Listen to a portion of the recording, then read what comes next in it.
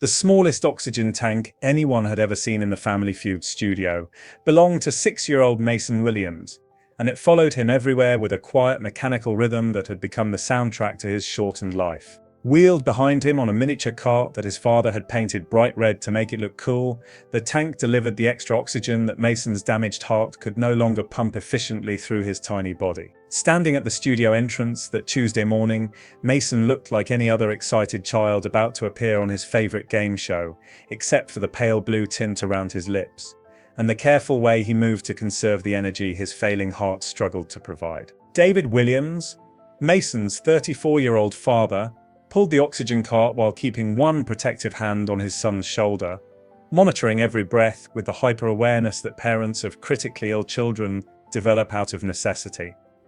Sarah Williams, Mason's mother, carried a medical bag that had become their constant companion. Emergency medications, backup oxygen canisters, and the carefully folded paperwork that documented Mason's place on the heart transplant waiting list, where he'd been for 8 months, with no guarantee that a compatible donor would be found in time. The Make-A-Wish Foundation had expedited Mason's request when his cardiologist had quietly suggested that waiting might not be an option. His wish had been heartbreakingly simple. He wanted to meet Steve Harvey and play Family Feud because, he'd told the social worker, Steve Harvey makes everyone happy, and I want to feel happy before my heart stops working. In the green room, Mason sat very still in his chair, the oxygen tube trailing from his nose to the small tank beside him, while other families buzzed with nervous energy around the craft services table. He didn't have the stamina for the excited movement that usually characterized children about to appear on television. Instead, he watched everything with the kind of focused attention that children develop when they've learned that energy must be carefully rationed. Sarah occasionally adjusted Mason's nasal cannula or checked the oxygen flow rate, small gestures that had become as automatic as breathing.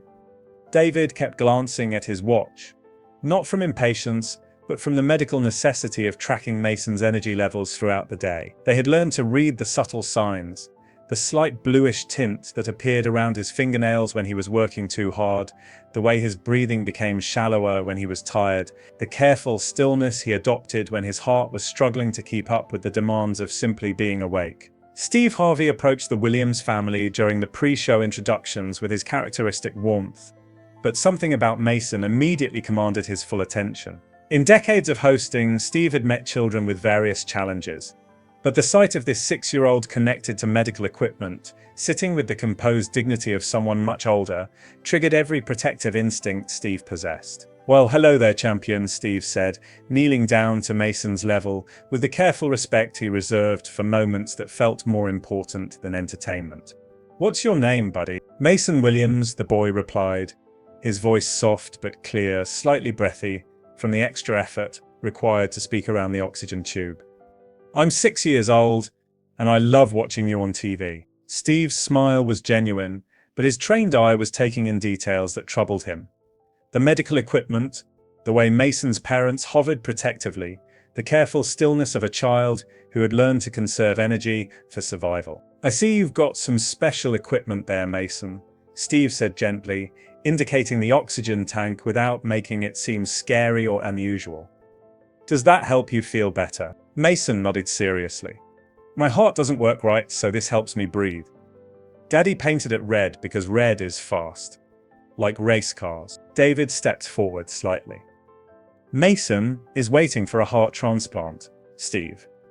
This is actually his Make-A-Wish." The words hit Steve with more impact than David probably intended.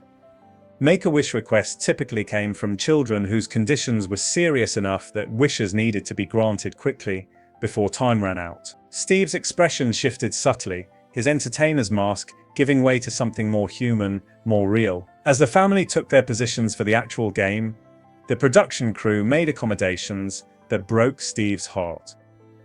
They positioned Mason's oxygen tank behind the family podium, where it wouldn't be visible to cameras, and they provided a small platform so he could reach the buzzer. But even with these adjustments, it was clear that Mason was working much harder than any 6-year-old should have to work just to participate in a game show. The Williams family was competing against the Johnson family from Texas, but from the opening moments, Steve found himself focused more on Mason's stamina than on the usual flow of competition. The child was clearly giving everything he had to this experience. But everything for Mason was a carefully limited resource that had to be managed like a precious commodity. During the first 2 rounds, Mason surprised everyone with his sharp answers and quick thinking. When Steve asked for things you might find in a doctor's office, Mason confidently buzzed in with stethoscope, earning the #1 spot on the board and a celebration from his family that was both joyful and heartbreaking in its intensity. Each small victory felt magnified because everyone present understood how much effort it cost Mason to achieve it. But Steve's trained eye noticed troubling details. Mason's breathing was becoming more labored as the game progressed, and the slight blue tint around his lips was becoming more pronounced. During commercial breaks, Sarah would quietly adjust his oxygen flow or offer him sips of water, small interventions that suggested Mason was working at the limits of his physical capacity. During a commercial break before the final round, Steve watched Mason lean heavily against the family podium, his small chest rising and falling with the visible effort of breathing. The boy was clearly exhausted, but he was also clearly determined not to let anyone see how much he was struggling. It was a kind of courage that Steve had rarely witnessed in his decades of television.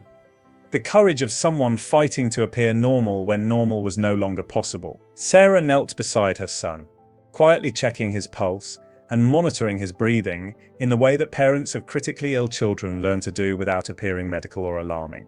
David adjusted the oxygen flow slightly, small gestures that spoke to a family that had learned to navigate crisis with practiced grace. The final round arrived with the Williams family trailing slightly but still in contention. Steve announced the category with his usual enthusiasm, not knowing that the topic would create one of the most profound moments in Family Feud history. "We asked 100 people," Steve declared. "What's the most important thing about your heart?" It was Mason's turn at the podium. He stepped forward with the careful movements that had characterized his entire appearance, the oxygen tank following behind him with its quiet mechanical breathing. His small hands gripped the podium edge for support, and he looked up at Steve with eyes that seemed to carry knowledge that no 6-year-old should possess. Steve repeated the question, his voice unconsciously gentling. "Mason, what's the most important thing about your heart?" For the first time during the entire taping, Mason hesitated in a way that seemed different from normal contestant consideration. His pause was longer, more complex, and Steve realized that this question carried personal weight for the child that went far beyond game show strategy. Mason looked at his parents, then back at Steve, then down at his chest where his damaged heart was working so hard to keep him alive. When he finally looked up again, there were tears in his eyes that he was trying very hard not to let fall. When Mason finally spoke, his voice was even softer than usual, barely audible over the studio's ambient noise, but every word carried across the silent space with perfect clarity. "My heart is broken," he said simply. "The doctor said it doesn't work right, and if I don't get a new one, I might die." The studio fell completely silent.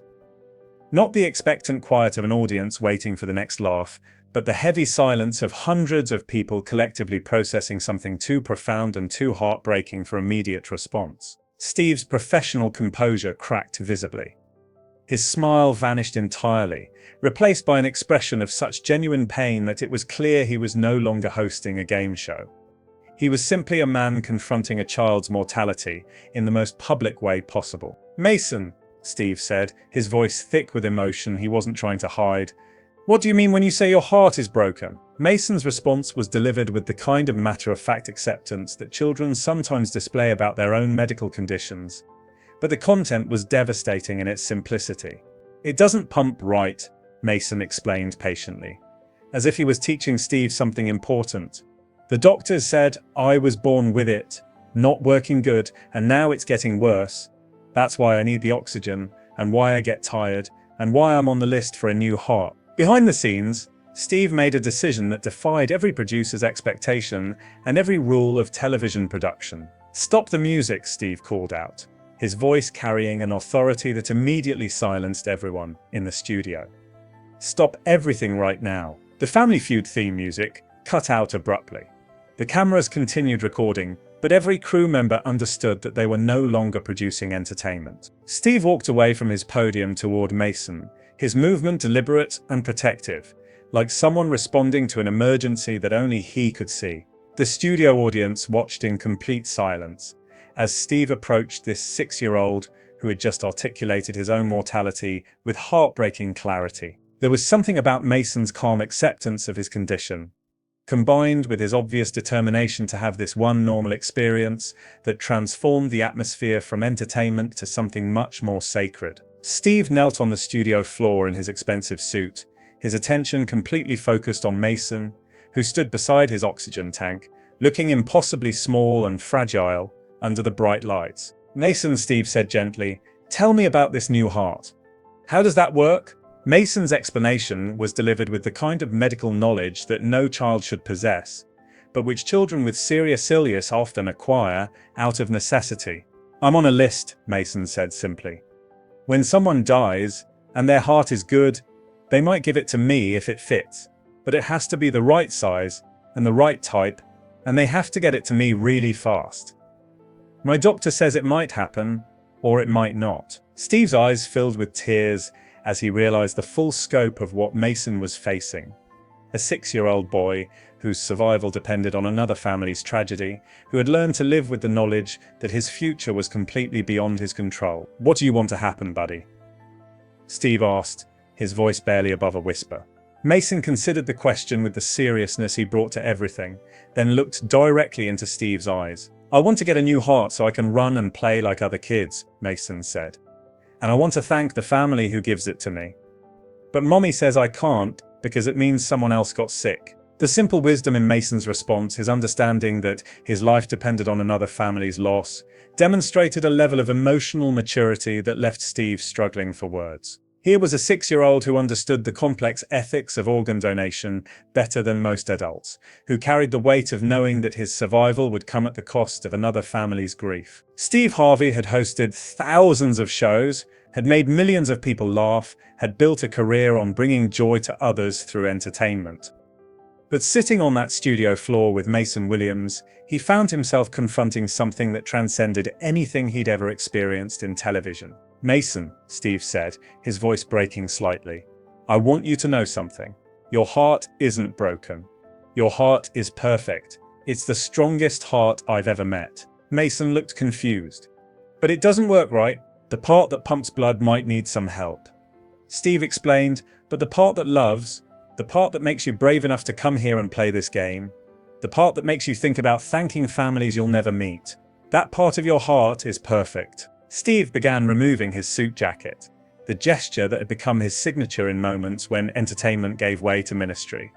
But this time, as he wrapped the expensive garment around Mason's tiny shoulders, the symbolism felt particularly powerful. The jacket hung like a protective cloak around the child, and his medical equipment, a tangible reminder that sometimes the most important moments in television happen when the cameras capture something real and unscripted. "This jacket," Steve said, loud enough for everyone in the studio to hear, "has been with me through thousands of shows. But today, it belongs to the bravest person who's ever stood on this stage." Mason pulled the jacket tight around himself, and for a moment, the oxygen tank and the medical equipment seemed to disappear. He was just a 6-year-old boy wearing a grown-up's jacket, feeling special and protected and celebrated. "Mason," Steve continued, "I want to make you a promise. I'm going to call some people I know, some doctors who are very good at helping hearts, and I'm going to make sure that you get every chance, every possibility, every hope that exists." Steve pulled out his phone and made a call right there on stage, in front of everyone. "Dr. Martinez, it's Steve Harvey. I'm standing here with someone very special who needs our help. A 6-year-old who's waiting for a heart, and I need you to move heaven and earth to make sure he gets every resource, every opportunity, every chance that exists." The call was brief, but clearly significant. When Steve hung up, he had one more thing to tell Mason. "That was one of the best heart doctors in the country," Steve explained. "And he's going to make sure that you're not just on a list somewhere. You're going to be a priority." But Steve had one final gesture planned. He turned to address the entire studio, the audience, the competing families, the crew members who had stopped their work to focus on what was happening at center stage. "Ladies and gentlemen," Steve announced, "this game is officially over. Not because anyone lost, but because we just met someone who reminded us what winning really means. Mason Williams didn't just answer a question about hearts. He taught us about courage, about hope, about what it means to keep fighting even when the fight seems impossible. The applause that followed wasn't typical game show celebration. It was something deeper, something that acknowledged the profound courage it had taken for Mason to share his truth on national television, and the grace with which he carried a burden that would overwhelm most adults. As confetti fell and celebration music played, Mason stood in the center of it all, wearing Steve's jacket like royal robes, his oxygen tank beside him, his family surrounding him with love and pride. The medical equipment that had seemed so prominent at the beginning of the show had somehow become just part of who Mason was. Not a limitation, but simply another aspect of a remarkable child who had taught an entire television studio about the true meaning of strength. 2 months later, Steve Harvey received the phone call that made him stop everything he was doing and sit down. "Steve, this is David Williams, Mason's dad. I wanted you to be the first to know we got the call. They found a heart. Mason's surgery is tomorrow morning." Steve's eyes filled with tears of relief and hope. "How is he?" "He's scared, but excited," David replied. "He wants to wear your jacket to the hospital. He says it makes him feel brave." The surgery took 14 hours, but it was successful. Mason's new heart, donated by another family facing their own unimaginable tragedy, began beating strong and steady in his small chest. When he woke up in the ICU, the first thing he asked for was to call Steve. "Steve," Mason said, his voice stronger than it had been in months, "my new heart works really good. And I want to thank the family who gave it to me, but the doctors say I can't know who they are." "That's okay, buddy," Steve replied, his own voice thick with emotion. "Your heart knows who they are. And somewhere, that family knows they gave their gift to someone very special." 1 year later, Mason Williams walked onto the Family Feud stage again. This time, running towards Steve with the boundless energy of a healthy 7-year-old. The oxygen tank was gone, replaced by a broad smile, and the kind of vibrant health that comes from having a heart that works perfectly. "Steve," Mason called out as he ran into a hug that lifted him off the ground. "Look how fast I can run now." Steve held Mason tightly, remembering the fragile child who had taught him about courage, about hope, about the power of love to sustain us through the darkest times. But this healthy, energetic boy was proof that sometimes miracles do happen, that sometimes hope is rewarded, that sometimes the bravest hearts get the second chances they deserve. The jacket that Steve had given Mason became a symbol of hope in pediatric cardiology wards across the country. Other children, waiting for transplants, began asking for brave jackets during their treatments. And eventually, Steve's foundation partnered with children's hospitals to provide special jackets for young patients, each one labeled with a simple message, "For the brave hearts who remind us what courage looks like." Mason kept that original jacket hanging in his bedroom, not as a memory of being sick, but as a reminder of the day when a game show host looked past medical equipment and saw the perfect heart that had always been beating inside him. And every night before bed, Mason would touch the jacket and remember that being brave doesn't mean not being scared. It means being scared and showing up anyway, just like he did on that unforgettable afternoon when he taught an entire television studio that the most important thing about your heart isn't whether it works perfectly, but whether it's full of love. Share and subscribe.